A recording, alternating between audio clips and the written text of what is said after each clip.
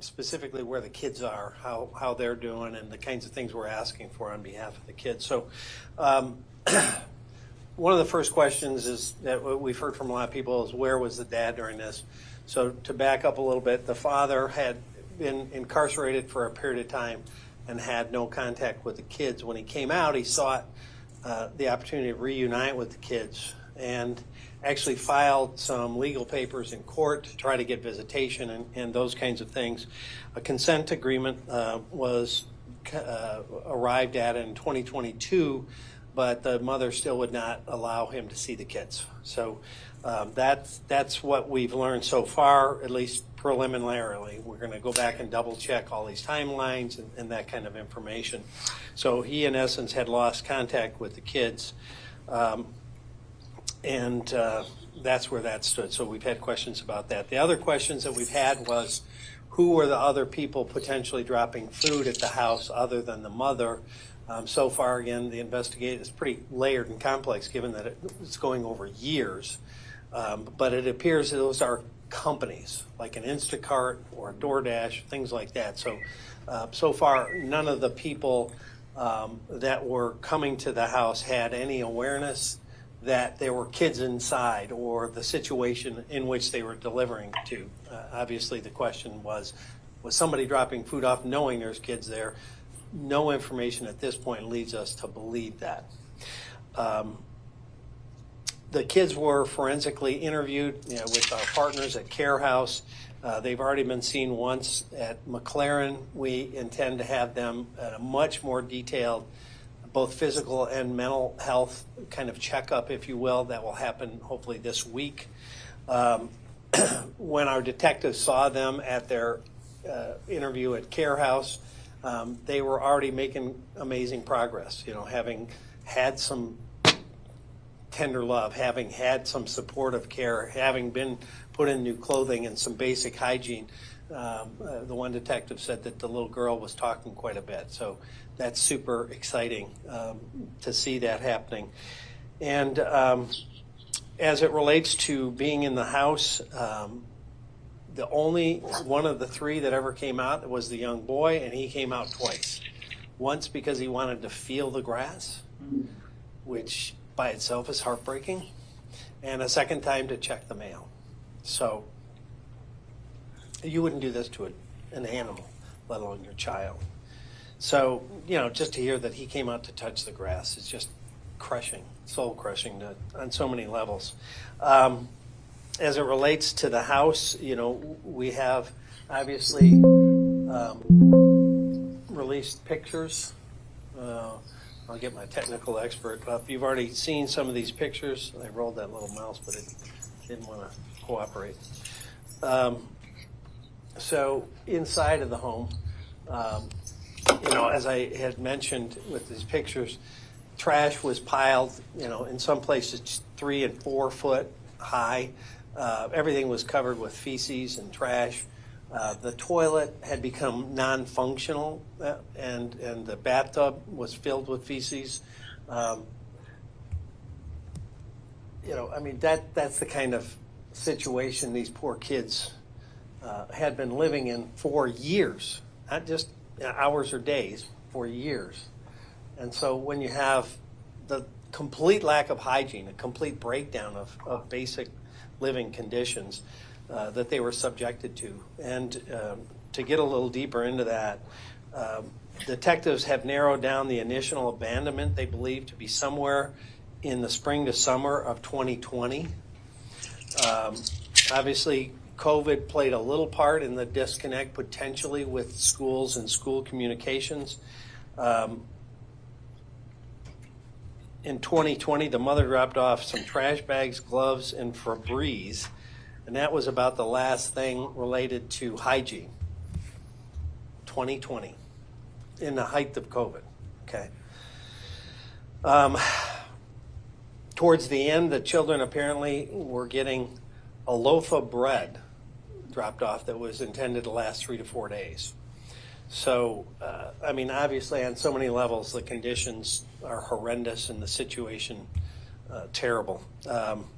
So what we're trying to do in the meantime, and as it relates specifically to the case, The preliminary report has been turned over to the prosecutor. We're adding some more stuff for them. They're in the process of determination. When I heard about this, I called her on the weekend and let it know it was coming, and she has her staff queued up, and they're in that process.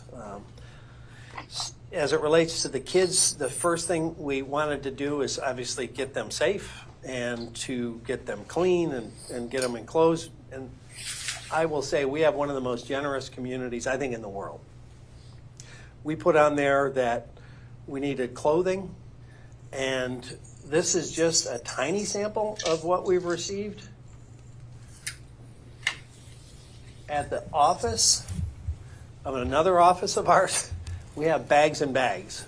So we don't need any more clothing. We greatly appreciate it. The family and the kids greatly appreciate it. And so we're kind of pivoting now to financial support.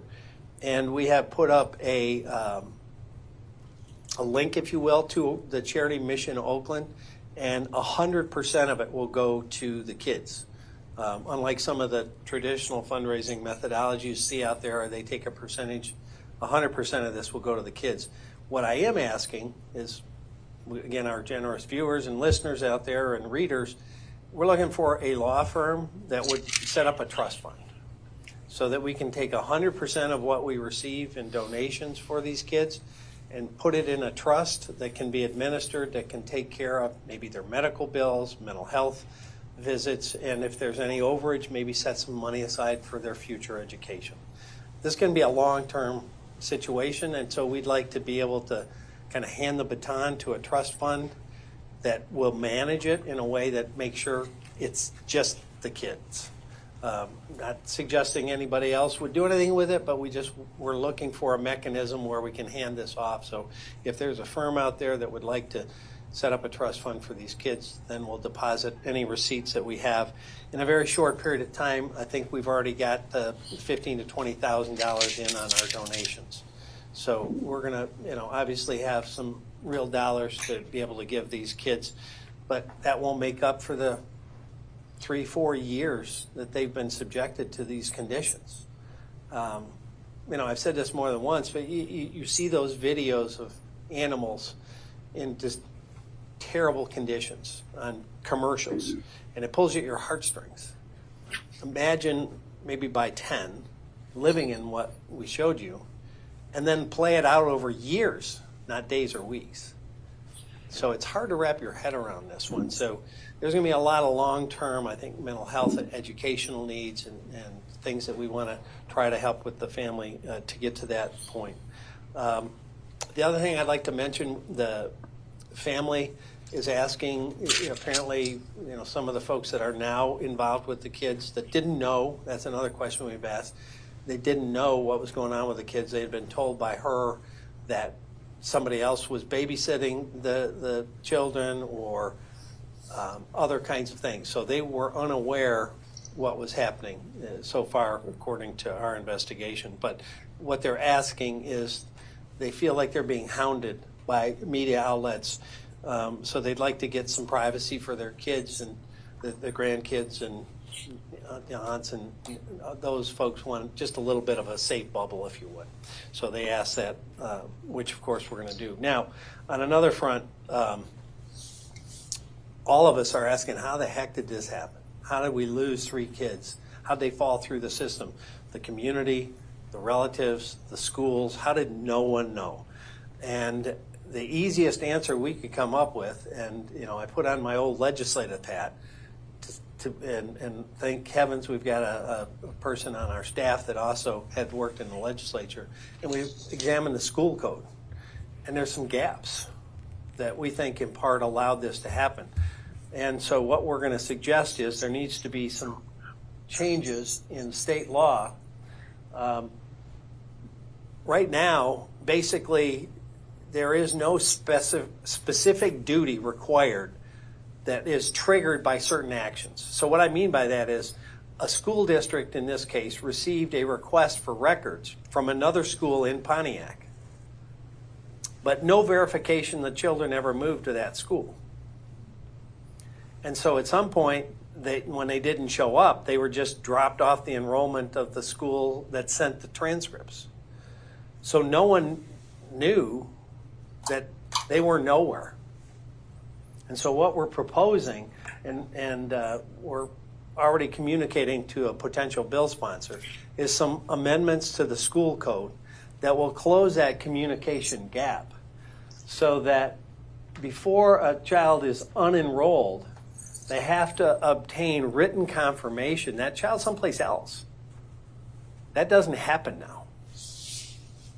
And that's what happened here, it appears. It's still, again, being investigated because we're going back years and trying to check records, but it looks like based on that request for records, neither of them knew where that child was and presumed, I guess, that the other one had the children.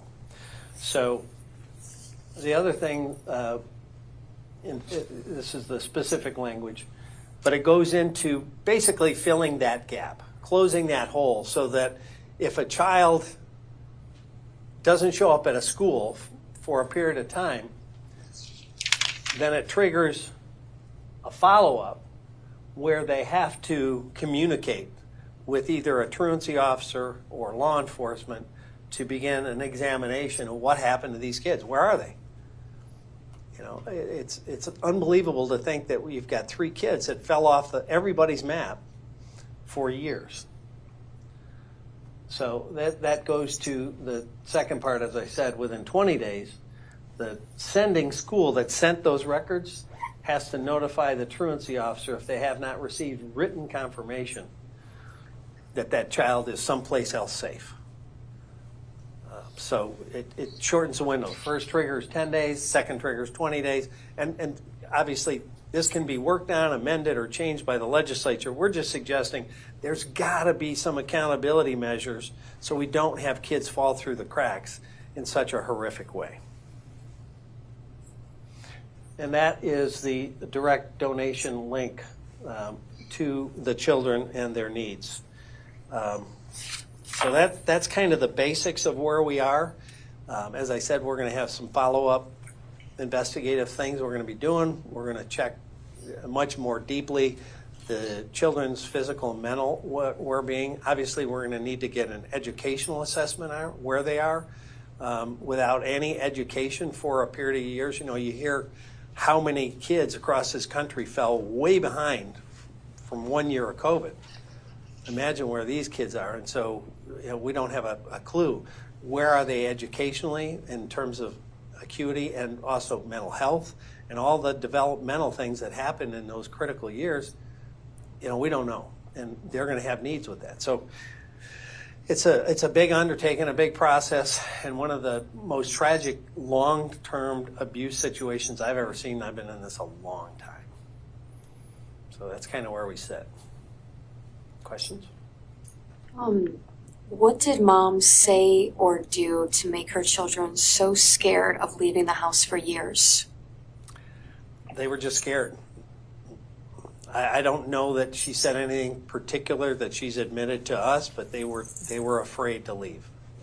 I know that much. What's the latest with mom? I know the prosecutor's looking at this, but where is she? What's going on? She's in custody with us. Is she cooperating?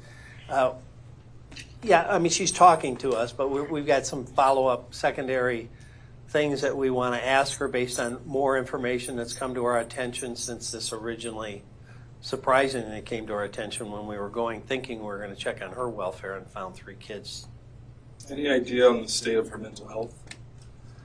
I have no information or background that she's got any mental health challenges, but obviously that will be all part of the case. What's the message for everyone who's stepped up to make donations, whether that's been financial or all these supplies that have come in? A heartfelt, warm thank you to everybody that has stepped up. I mean, as I said, in very short order, we got a ton of clothing, so much we had to say, okay, we got enough of that. Let's pivot to other ways we can help, and people have jumped in on that. I honestly think we have one of the most generous communities in the world, and I've seen it time and time again. You know, I mean, this goes back more than 20 years. When I went to Ground Zero after 9/11, and so many police and fire families were decimated. And at that time, there was no mechanism. They immediately had their livelihood cut off, and these families had no income whatsoever. And so I started raising money in this area for the New York firefighters and police officers, and we raised hundreds of thousands of dollars in very short order and gave it to those families before they got any assistance from anyone else. That's this community. That's the heart and soul of this community. So, I just say thank you. What about the landlord? Usually when you're renting, the landlord or somebody will come in and do a maintenance check. What are they saying? Well, the landlord's the one that actually called in a welfare check. He said he hadn't heard from who he thought was the tenant for a period of time, and she hadn't paid her rent since October. So, typically a landlord would respond if there's complaints about something not working, but he was unaware of any of this. He actually sent us there to check on what he thought was his tenant, and that's when we found the kids. And what's going to happen to that apartment or that townhouse right now? Is it dangerous for the people that are, next door? It's a kind of compact area. Yeah, that will probably be up to the health department and other folks that will have to make a determination of how they move that forward. When we processed that scene for evidentiary value, our folks were wearing hazmat suits. On every level, it's a biohazard. How about any debriefing for the officers who found that? Do they go through any kind of debriefing? That's got to be kind of hard for them. That's horrific. Again, I've been in this business a long time. The worst thing for our folks, our men and women on the front lines, is when they have an issue with kids. Because most of them, bring that home in a way that connect. They look at their kid and they see the other kid in this situation, and they just begin to, personalize it, and it tears them up. So thankfully, we've got a great peer-to-peer program, and that was initiated immediately once we learned what the situation was, to both debrief them and make sure that they have some opportunity to process what they were involved in and how to, in a healthy way, move forward. After you see some of the terrible things we see in our world, homicides and abuse, you'll never unsee it, but you have to find a healthy way to process it and then take another step forward and go back out and continue to do your job. Were comfort dogs like Callie brought into the kids at the hospital and things, and how did that go? Yes, I think 2 came right away, and that's been, here Callie sits in this corner. Our comfort dogs have been involved in so many tragedies. When I started this program, I thought, well, this will be helpful here and there. It's almost a daily thing. It is daily if you consider how it helps our people. But, think where these dogs have been. They've been to Oxford. They've been to the splash pad scene. They've been to suicides. They've been to, one thing after another. And I think they make an amazing difference. Do you have any information at all as to why this mom would do this for years to her children? Not at this point. They're going to, again, try to ask her some more questions. That's all part of the investigation, how or why. I don't think there's never going to be an answer any of us can understand or accept on the why. How do you? Anybody that's a parent looks at their kids and thinks, what a blessing, what a gift. And to allow this to happen, I don't think anyone, whether you have kids or not, will ever wrap your head around. But, maybe we can get some insight what she was thinking, but it will never satisfy any of us.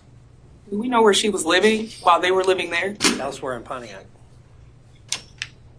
Like a friend's house? Was it a family member? Who was she living with? Yeah. Yeah, I probably won't get into that at this point. It seems just kind of elaborate that she'd go to all these lengths trying to hide it from her family and all this. What stands out about this to you, Sheriff?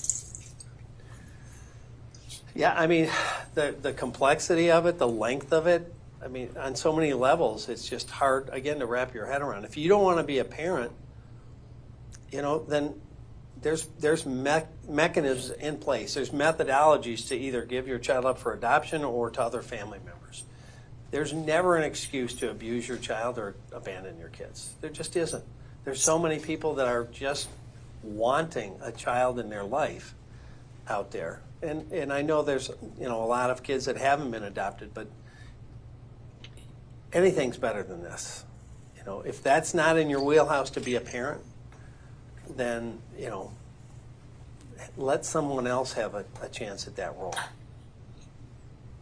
Thank you. In the interactions with the children the last couple of days, does it seem like the children knew that they were being abused, or did they have any idea of reality outside of the house? Yeah, I think that was their reality. They had no adult contact, and especially when you back up the ages, they're pretty young, and mom tells you to do something when you're, 11, 8, whatever the ages were when this all started. You're probably think, well, I guess maybe this is what happens, or this is normal. This is not normal. But, they had no benchmark. They had nothing to compare it against. There was the TV on, all that sort of stuff that they have. Yes. That was all on. Yep.